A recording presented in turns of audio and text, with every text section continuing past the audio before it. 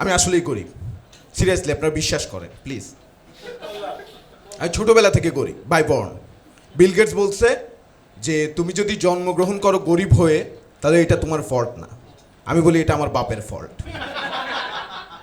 এবং আমরা এত গরিব ছিলাম, আমরা ভাত টাত খেতে পারতাম না ভাই, দুঃখের কথা। আমরা সিগারেট খেতাম।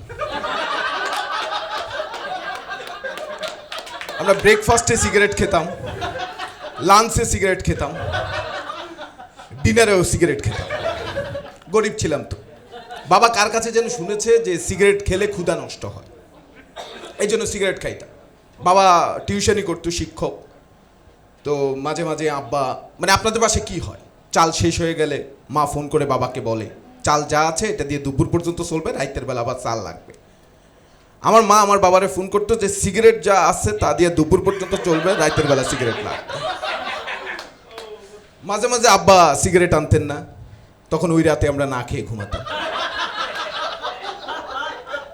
আমরা বড় হলাম, আমাদের সংসারে একটু টাকা পয়সা আসলো, আমরা ভাত খাওয়া শুরু করলাম।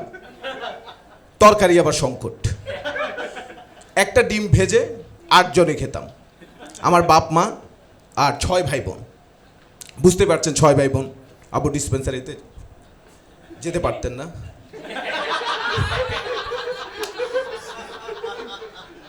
মানে একটা ডিম ভেজে 8 ভাগে ভাগ করা হতো। আমার বাপের একটা জমি ছিল, সেটাও ভাগ করছে।